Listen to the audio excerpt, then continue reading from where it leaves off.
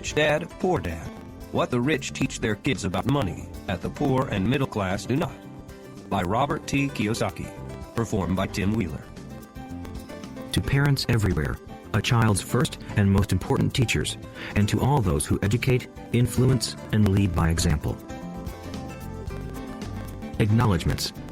How does a person say thank you when there are so many people to thank? Obviously, this book is a thank you to my two fathers, who were powerful role models, and to my mom, who taught me love and kindness. The person most responsible for this book becoming a reality is my wife, Kim, my partner in marriage, business, and in life. She makes my life complete. Introduction. Rich Dad, Poor Dad. Having two dads offered me the choice of contrasting points of view, one of a rich man and one of a poor man. I had two fathers, a rich one and a poor one. One was highly educated and intelligent. He had a PhD and completed 4 years of undergraduate work in less than 2 years. He then went on to Stanford University, the University of Chicago, and Northwestern University to do his advanced studies, all on full financial scholarships. The other father never finished the 8th grade. Both men were successful in their careers, working hard all their lives. Both earned substantial incomes, yet one always struggled financially. The other would become one of the richest men in Hawaii. One died, leaving tens of millions of dollars to his family, charities, and his church. The other left bills to be paid. Both men were strong, charismatic, and influential. Both men offered me advice, but they did not advise the same things. Both men believed strongly in education, but did not recommend the same course of study. If I had had only one dad, I would have had to accept or reject his advice. Having two dads offered me the choice of contrasting points of view, one of a rich man and one of a poor man. Instead of simply accepting or rejecting one or the other, I found myself thinking more, comparing, and then choosing for myself. The problem was that the rich man was not rich yet, and the poor man was not yet poor. Both were just starting out on their careers, and both were struggling with money and families. But they had very different points of view about money. For example, one dad would say, the love of money is the root of all evil. The other said, the lack of money is the root of all evil. As a young boy, having two strong fathers, both influencing me, was difficult. I wanted to be a good son and listen, but the two fathers did not say the same things. The contrast in their points of view, particularly about money, was so extreme that I grew curious and intrigued. I began to start thinking for long periods of time about what each was saying. Much of my private time was spent reflecting, asking myself questions such as, why does he say that? And then asking the same question of the other dad's statement. It would have been much easier to simply say, yeah, he's right, I agree with that. Or to simply reject the point of view by saying, the old man doesn't know what he's talking about. Instead, having two dads whom I loved forced me to think and ultimately choose a way of thinking for myself. As a process, choosing for myself turned out to be much more valuable in the long run than simply accepting or rejecting a single point of view. One of the reasons the rich get richer, the poor get poorer, and the middle class struggles in debt is that the subject of money is taught at home, not in school. Most of us learn about money from our parents, so what can poor parents tell their child about money? They simply say, stay in school and study hard. The child may graduate with excellent grades, but with a poor person's financial programming and mindset. Sadly, money is not taught in schools. Schools focus on scholastic and professional skills, but not on financial skills. This explains how smart bankers, doctors, and accountants who earned excellent grades may struggle financially all of their lives. Our staggering national debt is due in large part to highly educated politicians and government officials making financial decisions with little or no training in the subject of money. Today, I often wonder what will soon happen when we have millions of people who need financial and medical assistance. They will be dependent upon their families or the government for financial support. What will happen when Medicare and Social Security run out of money? How will a nation survive if teaching children about money continues to be left to parents, most of whom will be, or already are, poor? Because I had two influential fathers, I learned from both of them. I had to think about each dad's advice, and in doing so, I gained valuable insight into the power and effect of one's thoughts on one's life. For example, one dad had a habit of saying, I can't afford it. The other dad forbade those words to be used. He insisted I ask, how can I afford it? One is a statement, and the other is a question. One lets you off the hook, and the other forces you to think. My soon-to-be rich dad would explain that by automatically saying the words, I can't afford it, your brain stops working. By asking the question, how can I afford it, your brain is put to work. He did not mean that you should buy everything you want. He was fanatical about exercising your mind, the most powerful computer in the world. He'd say, my brain gets stronger every day because I exercise it. The stronger it gets, the more money I can make. He believed that automatically saying I can't afford it was a sign of mental laziness. Although both dads worked hard, I noticed that one dad had a habit of putting his brain to sleep when it came to finances, and the other had a habit of exercising his brain. The long-term result was that one dad grew stronger financially, and the other grew weaker.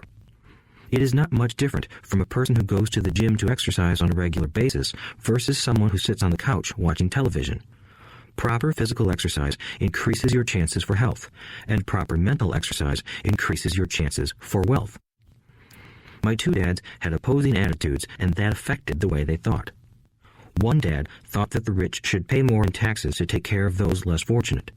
The other said, taxes punish those who produce and reward those who don't produce. One dad recommended, study hard so you can find a good company to work for. The other recommended, study hard so you can find a good company to buy. One dad said, the reason I'm not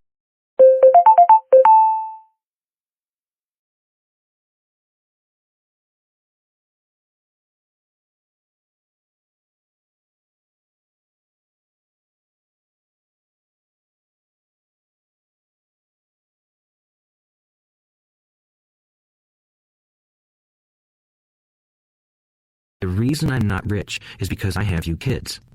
The other said, the reason I must be rich is because I have you kids.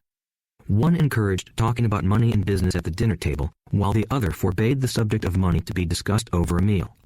One said, when it comes to money, play it safe, don't take risks. The other said, learn to manage risk. One believed, our home is our largest investment and our greatest asset. The other believed, my house is a liability, and if your house is your largest investment, you're in trouble. Both dads paid their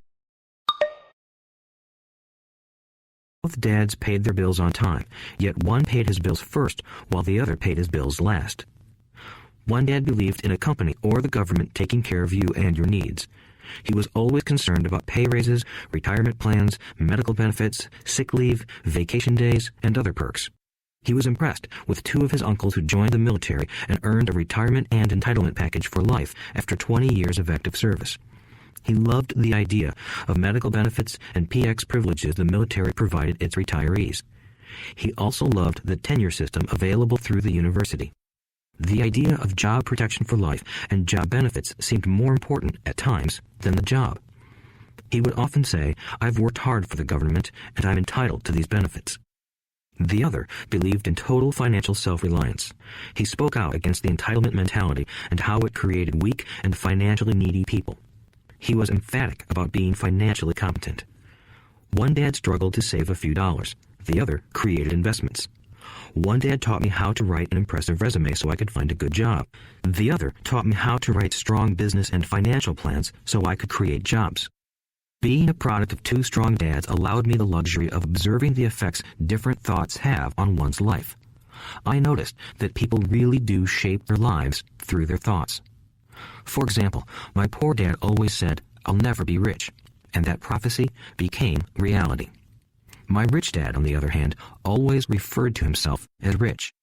He would say things like, I'm a rich man and rich people don't do this. Even when he was flat broke after a major financial setback, he continued to refer to himself as a rich man. He would cover himself by saying, there is a difference between being poor and being broke. Broke is temporary. Poor is eternal. My poor dad would say, I'm not interested in money, or money doesn't matter. My rich dad always said, money is power. The power of our thoughts may never be measured or appreciated, but it became obvious to me as a young boy that it was important to be aware of my thoughts and how I expressed myself. I noticed that my poor dad was poor, not because of the amount of money he earned, which was significant, but because of his thoughts and actions. As a young boy having two fathers, I became acutely aware of being careful about which thoughts I chose to adopt as my own. Should I listen to my rich dad or to my poor dad? Although both men had tremendous respect for education and learning, they disagreed about what they thought was important to learn. One wanted me to study hard, earn a degree, and get a good job to earn money. He wanted me to study to become a professional, an attorney or an accountant, and to go to business school for my MBA. The other encouraged me to study to be rich, to understand how money works, and to learn how to have it work for me. I don't work for money were words he would repeat over and over. Money works for me. At the age of 9, I decided to listen to and learn from my rich dad about money. In doing so, I chose not to listen to my poor dad, even though he was the one with all the college degrees. A lesson from Robert Frost. Robert Frost is my favorite poet. Although I love many of his poems, my favorite is The Road Not Taken. I use its lesson almost daily. The road not taken.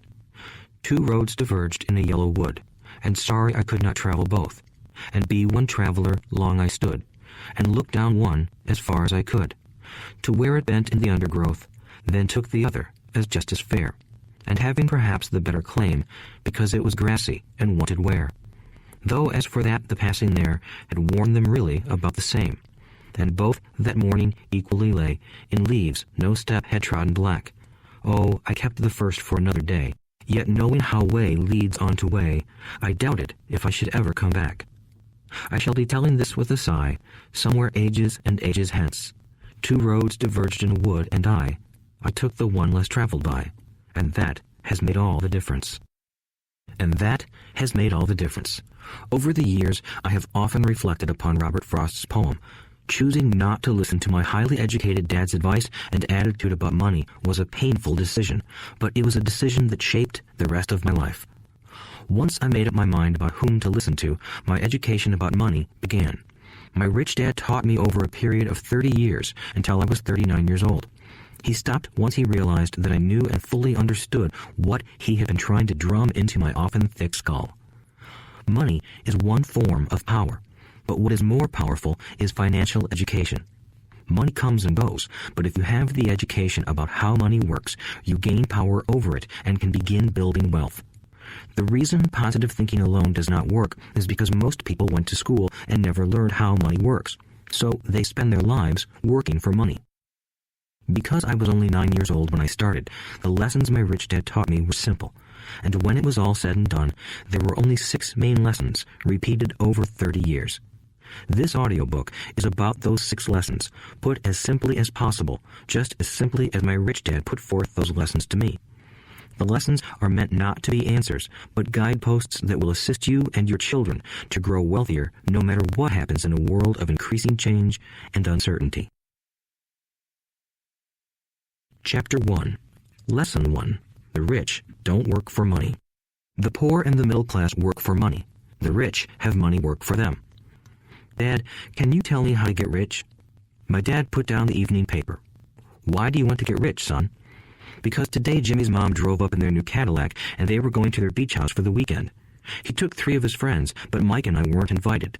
They told us we weren't invited because we were poor kids. They did? My dad asked incredulously. Yeah, they did, I replied in a hurt tone. My dad silently shook his head, pushed his glasses up the bridge of his nose, and went back to reading the paper. I stood waiting for an answer. The year was 1956. I was 9 years old. By some twist of fate, I attended the same public school where the rich people sent their kids. We were primarily a sugar plantation town. The managers of the plantation and the other affluent people, such as doctors, business owners, and bankers, sent their children to this elementary school. After grade 6, their children were generally sent off to private schools. Because my family lived on one side of the street, I went to this school. Had I lived on the other side of the street, I would have gone to a different school with kids from families more like mine. After grade 6, these kids and I would go on to the public intermediate and high school. There was no private school for them or for me. My dad finally put down the paper. I could tell he was thinking. Well, son, he began slowly, if you want to be rich, you have to learn to make money. How do I make money? I asked. Well, use your head, son, he said, smiling. Even then, I knew that really meant, "That's all I'm going to tell you," or, "I don't know the answer, so don't embarrass me." A partnership is formed. The next morning, I told my best friend, Mike, what my dad had said. As best as I could tell, Mike and I were the only poor kids in this school. Mike was also in this school by a twist of fate. Someone had drawn a jog in the line for the school district, and we wound up in school with the rich kids.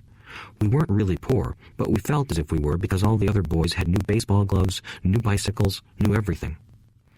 Mom and Dad provided us with the basics, like food and shelter and clothes, but that was about it. My dad used to say, "If you want something, work for it." We wanted things, but there was not much work available for 9-year-old boys. "So what do we do to make money?" Mike asked. "I don't know," I said, "but do you want to be my partner?" He agreed, and so on that Saturday morning, Mike became my first business partner. We spent all morning coming up with ideas on how to make money. Occasionally, we talked about all the cool guys at Jimmy's beach house having fun. It hurt a little, but that hurt was good, because it inspired us to keep thinking of a way to make money. Finally, that afternoon, a bolt of lightning struck. It was an idea Mike got from a science book he had read. Excitedly, we shook hands, and the partnership now had a business. For the next several weeks, Mike and I ran around our neighborhood, knocking on doors and asking our neighbors if they would save their toothpaste tubes for us.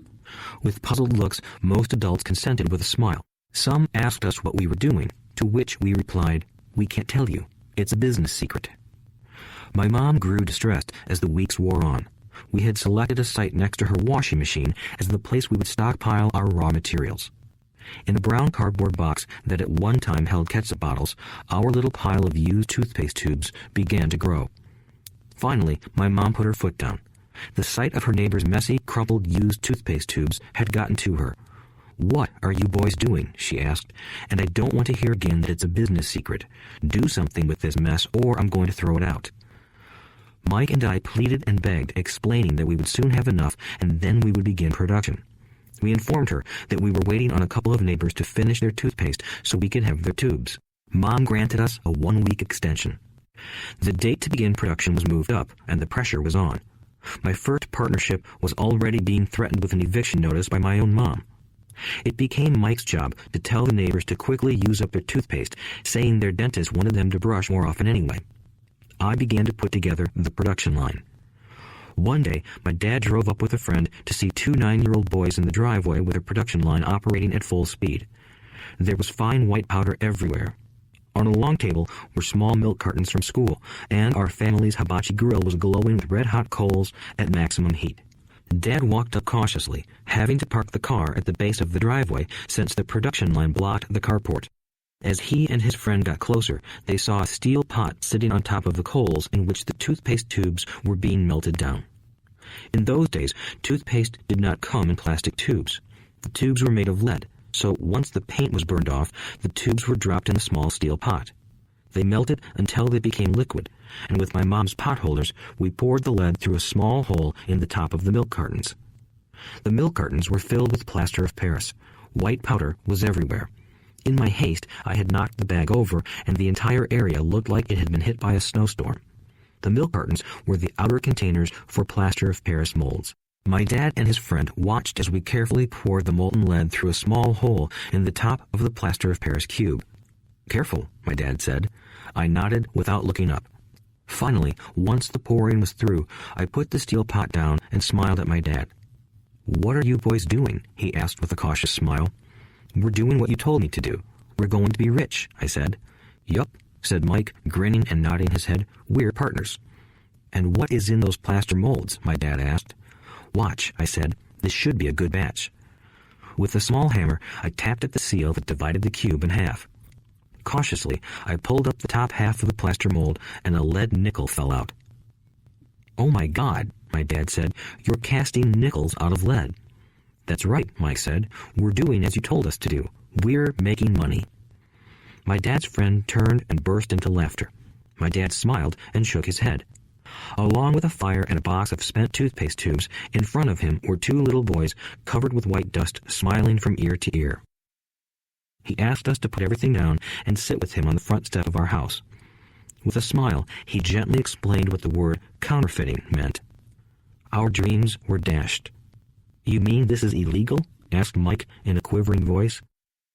Let them go, my dad's friend said. They might be developing a natural talent. My dad glared at him. Yes, it is illegal, my dad said gently, but you boys have shown great creativity and original thought. Keep going. I'm really proud of you. Disappointed, Mike and I sat in silence for about 20 minutes before we began cleaning up our mess. The business was over on opening day. Sweeping the powder up, I looked at Mike and said, I guess Jimmy and his friends are right. We are poor. My father was just leaving as I said that. Boys, he said, you're only poor if you give up. The most important thing is that you did something. Most people only talk and dream of getting rich. You've done something. I'm very proud of the two of you. I will say it again. Keep going. Don't quit. Mike and I stood there in silence. They were nice words, but we still did not know what to do. So how come you're not rich, Dad? I asked. Because I chose to be a school teacher. School teachers really don't think about being rich. We just like to teach. I wish I could help you, but I really don't know how to make money. Mike and I turned and continued our cleanup. I know, said my dad. If you boys want to learn how to be rich, don't ask me. Talk to your dad, Mike. My dad? Asked Mike with a scrunched-up face. Yeah, your dad, repeated my dad with a smile. Your dad and I have the same banker, and he raves about your father. He's told me several times that your father is brilliant when it comes to making money. My dad? Mike asked again in disbelief. Then how come we don't have a nice car and a nice house like the rich kids at school?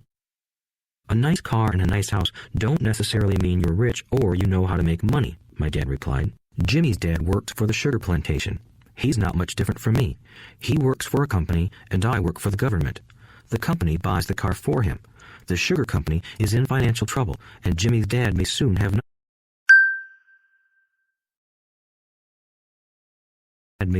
nothing. Your dad is different, Mike. He seems to be building an empire, and I suspect in a few years he will be a very rich man. With that, Mike and I got excited again. With new vigor, we began cleaning up the mess caused by our now defunct first business. As we were cleaning, we made plans for how and when to talk to Mike's dad. The problem was that Mike's dad worked long hours and often did not come home until late. His father owned warehouses, a construction company, a chain of stores, and 3 restaurants. It was the restaurants that kept him out late. Mike caught the bus home after we had finished cleaning up. He was going to talk to his dad when he got home that night and to ask him if he would teach us how to become rich. Mike promised to call as soon as he had talked to his dad, even if it was late. The phone rang at 8:30 p.m. Okay, I said, next Saturday. I put the phone down. Mike's dad had agreed to meet with us. On Saturday, I caught the 7:30 a.m. bus to the poor side of town. The lessons begin. Mike and I met with his dad that morning at 8 o'clock. He was already busy, having been at work for more than an hour.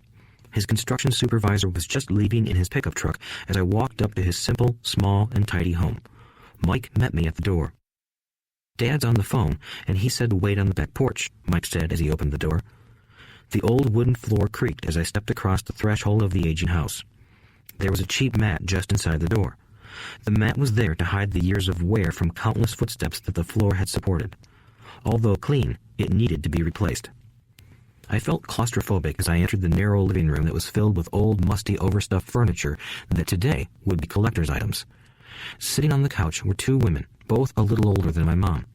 Across from the women sat a man in workman's clothes. He wore khaki slacks and a khaki shirt, neatly pressed but without starch, and polished work boots. He was about 10 years older than my dad. They smiled as Mike and I walked past them toward the back porch. I smiled back shyly. Who are those people? I asked. Oh, they work for my dad. The older man runs his warehouses, and the women are the managers of the restaurants. And as you arrived, you saw the construction supervisor who was working on a road project about 50 miles from here. His other supervisor, who was building a track of houses, left before you got here. Does this go on all the time? I asked. Not always, but quite often, said Mike, smiling as he pulled up a chair to sit down next to me. I asked my dad if he would teach us to make money, Mike said. Oh, and what did he say to that? I asked with cautious curiosity. Well, he had a funny look on his face at first, and then he said he would make us an offer. Oh, I said, rocking my chair back against the wall. I sat there, perched on 2 rear legs of the chair.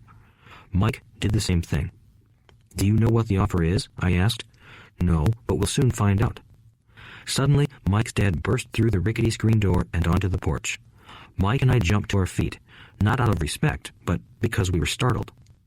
"Ready, boys?" he asked as he pulled up a chair to sit down with us. We nodded our heads as we pulled our chairs away from the wall to sit in front of him. He was a big man, about 6 feet tall and 200 pounds. My dad was taller, about the same weight, and 5 years older than Mike's dad. They sort of looked alike, though not of the same ethnic makeup. Maybe their energy was similar. "Mike says you want to learn to make money. Is that correct, Robert?" I nodded my head quickly, but with a little trepidation. He had a lot of power behind his words and smile. "Okay, here's my offer. I'll teach you, but I won't do it classroom style.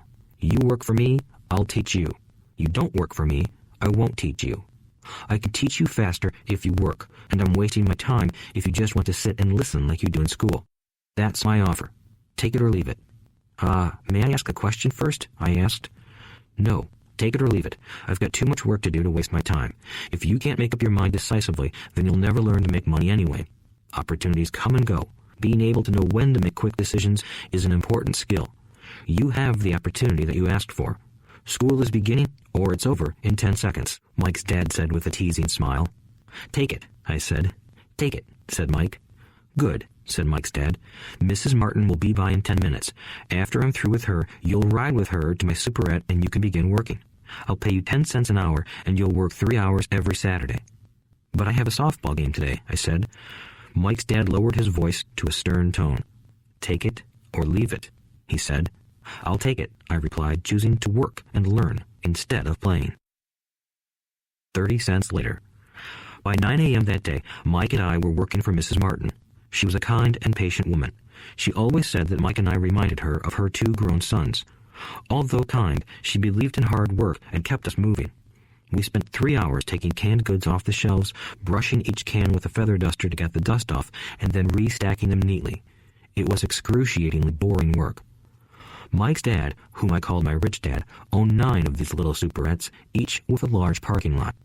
They were the early version of the 7-Eleven convenience stores, little neighborhood grocery stores where people bought items such as milk, bread, butter, and cigarettes. The problem was that this was Hawaii before air conditioning was widely used, and the stores could not close their doors because of the heat. On 2 sides of the store, the doors had to be wide open to the road and parking lot.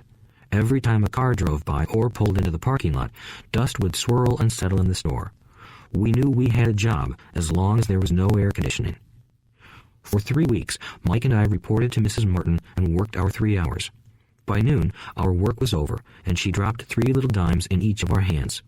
Now, even at the age of 9 in the mid-1950s, 30 cents was not too exciting. Comic books cost 10 cents back then, so I usually spent my money on comic books and went home. By Wednesday of the 4th week, I was ready to quit. I had agreed to work only because I wanted to learn to make money from Mike's dad, and now I was a slave for 10 cents an hour. On top of that, I had not seen Mike's dad since that first Saturday. "I'm quitting," I told Mike at lunchtime. School was boring, and now I did not even have my Saturdays to look forward to. But it was the 30 cents that really got to me. This time, Mike smiled. "What are you laughing at?" I asked with anger and frustration. "Dad said this would happen. He said to meet with him when you were ready to quit." "What?" I said indignantly.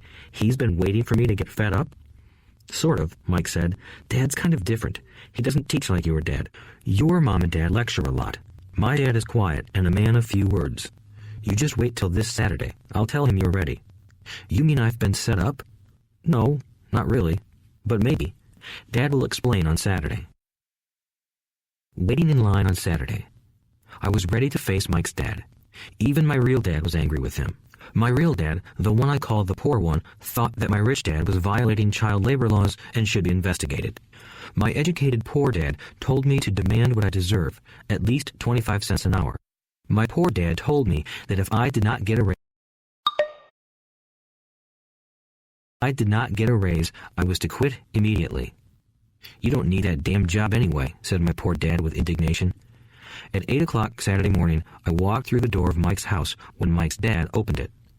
"Take a seat and wait in line," he said as I entered.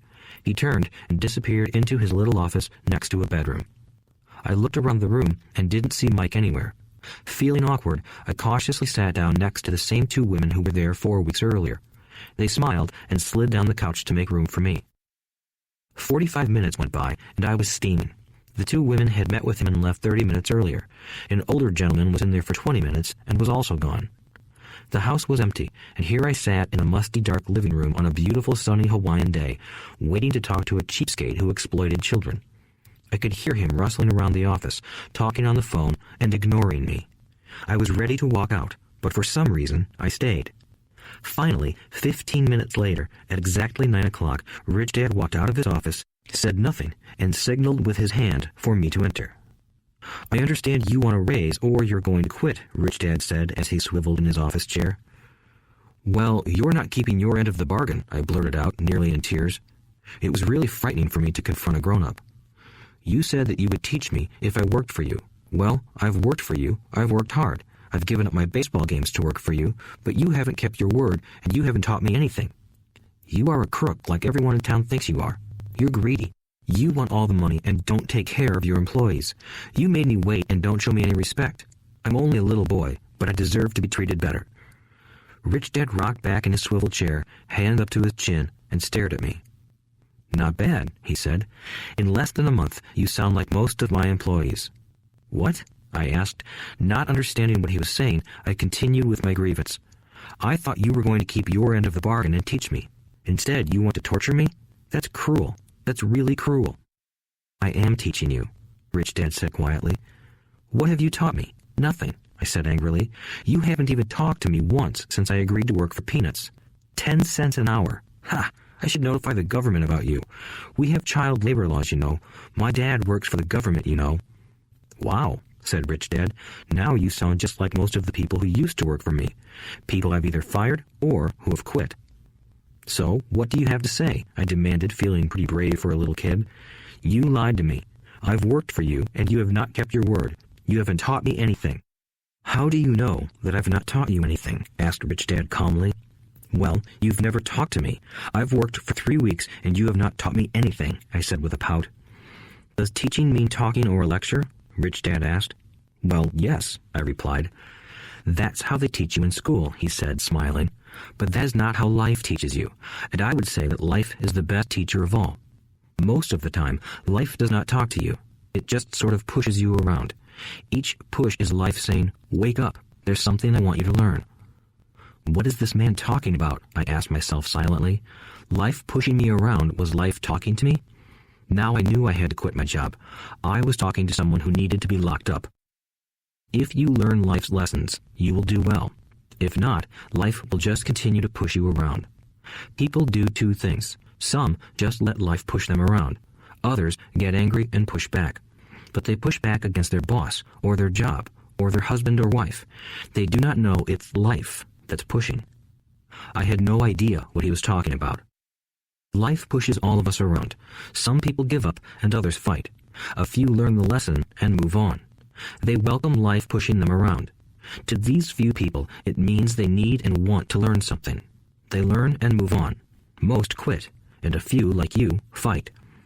Rich Dad stood and shut the creaky old wooden window that needed repair. If you learn this lesson, you will grow into a wise, wealthy, and happy young man. If you don't, you will spend your life blaming a job, low pay, or your boss for your problems. You'll live life always hoping for that big break that will solve all your money problems. Rich Dad looked over at me to see if I was still listening. His eyes met mine. We stared at each other, communicating through our eyes. Finally, I looked away once I had absorbed his message. I knew he was right. I was blaming him, and I did ask to learn. I was fighting. Rich Dad continued. Or, if you are the kind of person who has no guts, you just give up every time life pushes you. If you are that kind of person, you'll live all your life playing it safe, doing the right things, saving yourself for some event that never happens. Then you die a boring old man. You'll have lots of friends who really like you because you were such a nice, hard-working guy. But the truth is that you let life push you into submission. Deep down, you were terrified of taking risks. You really wanted to win, but the fear of losing was greater than the excitement of winning. Deep inside, you and only you will know you didn't go for it. You chose to play it safe. Our eyes met again. "You've been pushing me around?" I asked. "Some people might say that," smiled Rich Dad. "I would say that I just gave you a taste of life."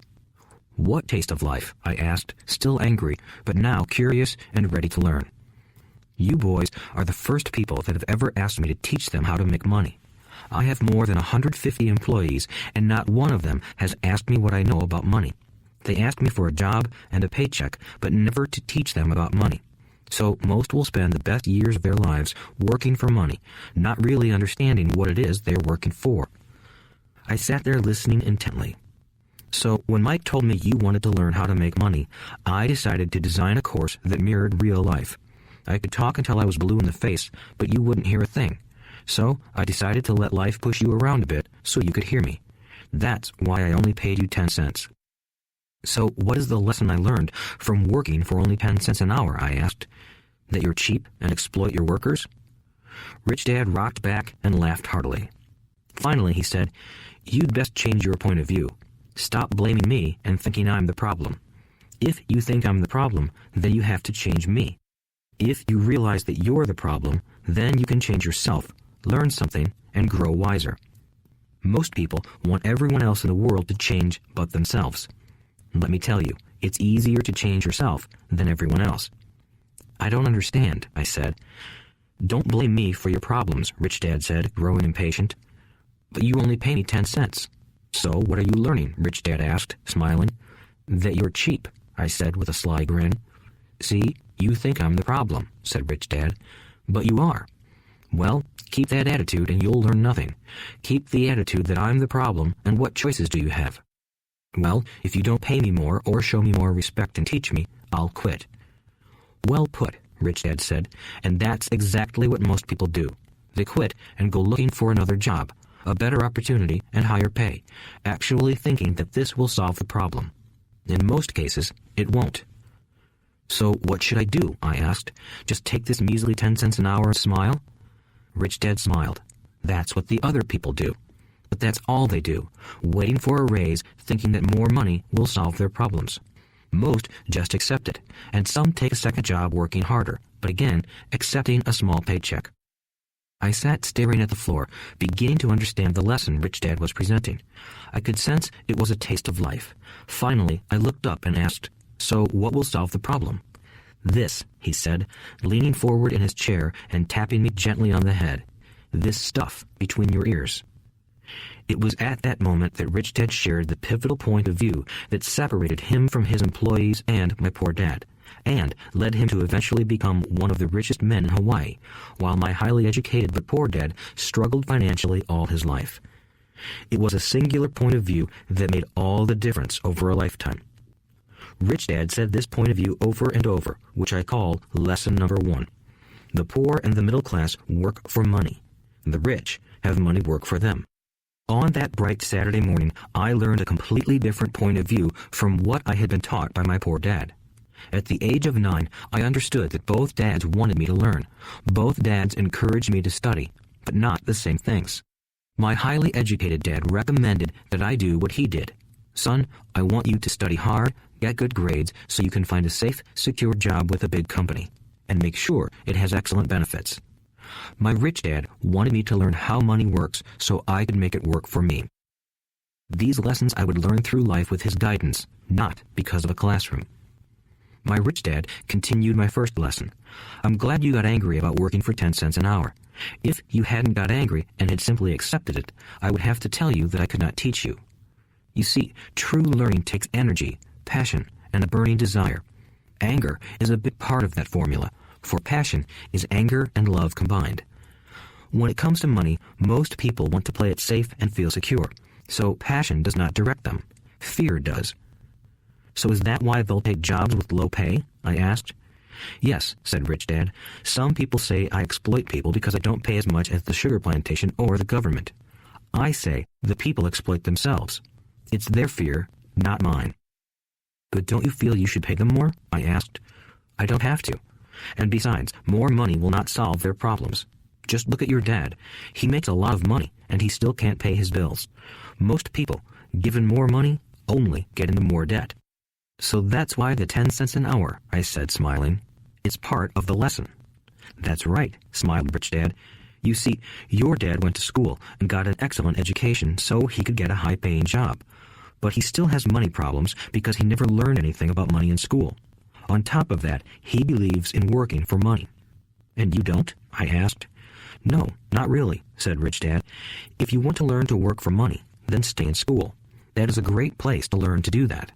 But if you want to learn how to have money work for you, then I will teach you that. But only if you want to learn. Wouldn't everyone want to learn that? I asked.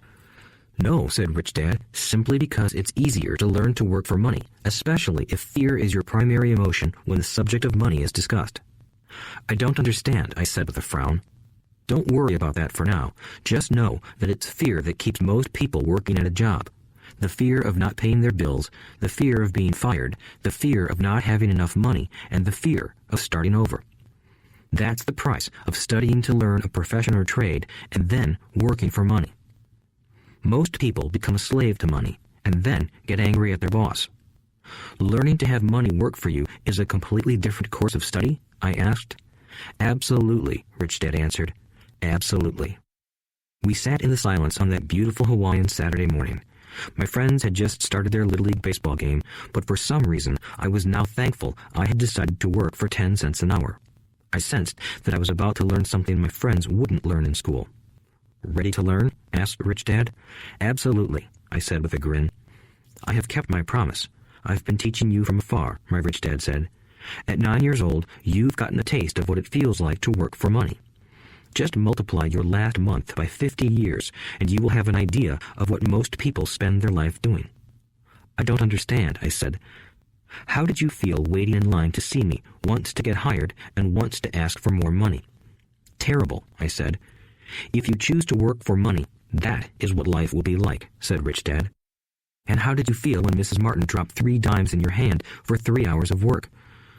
I felt like it wasn't enough. It seemed like nothing. I was disappointed, I said.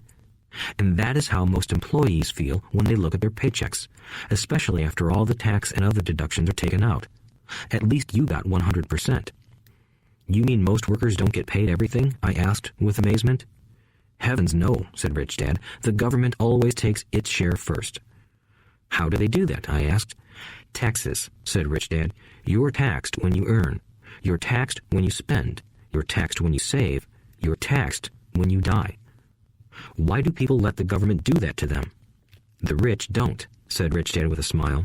The poor and the middle class do. I'll bet you that I earn more than your dad, yet he pays more in taxes. How can that be? I asked. At my age, that made no sense to me. Why would someone let the government do that to them? Rich Dad rocked slowly and silently in his chair, just looking at me. Ready to learn? He asked. I nodded my head slowly. As I said, there is a lot to learn. Learning how to have money work for you is a lifetime study. Most people go to college for 4 years and their education ends. I already know that my study of money will continue over my lifetime, simply because the more I find out I need to know. Most people never study the subject. They go to work, get their paycheck, balance their checkbooks, and that's it. Then they wonder why they have money problems. They think that more money will solve the problem, and don't realize that it's their lack of financial education that is the problem. So my dad has tax problems because he doesn't understand money? I asked, confused. Look, said Rich Dad, taxes are just one small section on learning how to have money work for you. Today, I just wanted to find out if you still have the passion to learn about money. Most people don't. They want to go to school, learn a profession, have fun at their work, and earn lots of money. One day they wake up with big money problems, and then they can't stop working. That's the price of only knowing how to work for money instead of studying how to have money work for you. So, do you still have the passion to learn? Asked Rich Dad. I nodded my head. Good, said Rich Dad. Now get back to work. This time, I will pay you nothing. What? I asked in amazement. You heard me. Nothing. You will work the same 3 hours every Saturday, but this time you will not be paid 10 cents per hour. You said you wanted to learn to not work for money, so I'm not going to pay you anything. I couldn't believe what I was hearing. I've already had this conversation with Mike, and he's already working, dusting and stacking canned goods for free. You better hurry and get back there. That's not fair, I shouted. You've got to pay something. You said you wanted to learn. If you don't learn this now, you'll grow up to be like the 2 women and the older man sitting in my living room, working for money and hoping I don't fire them. Or, like your dad, earning lots of money only to be in debt up to his eyeballs, hoping more money will solve the problem.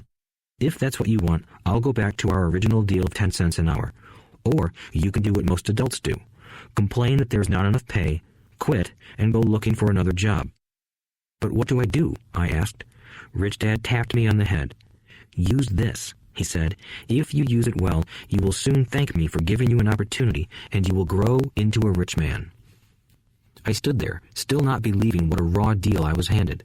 I came to ask for a raise, and somehow I was instead working for nothing.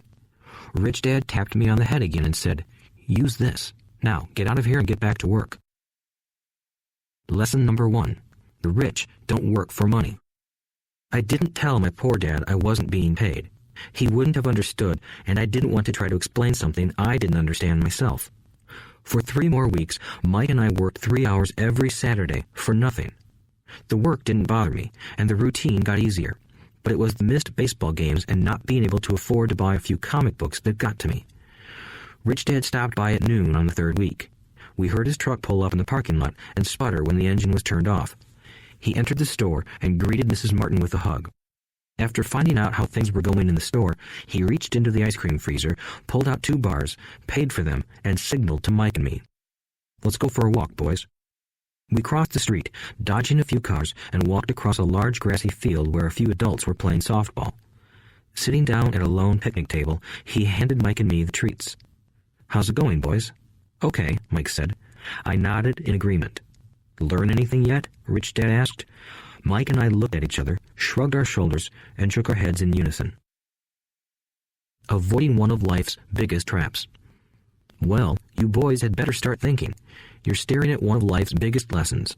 If you learn it, you'll enjoy a life of great freedom and security. If you don't, you'll wind up like Mrs. Martin and most of the people playing softball in this park.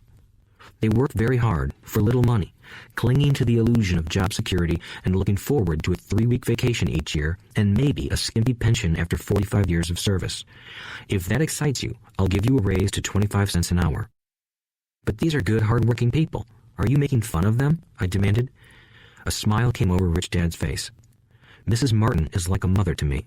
I would never be that cruel. I may sound unkind because I'm doing my best to point something out to the 2 of you. I want to expand your point of view so you can see something most people never have the benefit of seeing because their vision is too narrow. Most people never see the trap they are in. Mike and I sat there, uncertain of his message. He sounded cruel, yet we could sense he was trying to drive home a point. With a smile, Rich Dad said, Doesn't that 25 cents an hour sound good? Doesn't it make your heart beat a little faster? I shook my head no, but it really did. 25 cents an hour would be big bucks to me. Okay, I'll pay you $1 an hour, Rich Dad said, with a sly grin. Now my heart started to race. My brain was screaming, take it, take it. I could not believe what I was hearing.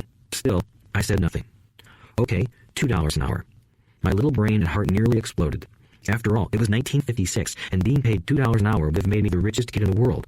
I couldn't imagine earning that kind of money. I wanted to say yes. I wanted the deal. I could picture a new bicycle, new baseball glove, and the adoration of my friends when I flashed some cash. On top of that, Jimmy and his rich friends could never call me poor again. But somehow, my mouth stayed shut. The ice cream had melted and was running down my hand. Rich Dad was looking at 2 boys staring back at him, eyes wide open and brains empty. He was testing us, and he knew there was a part of our emotions that wanted to take the deal.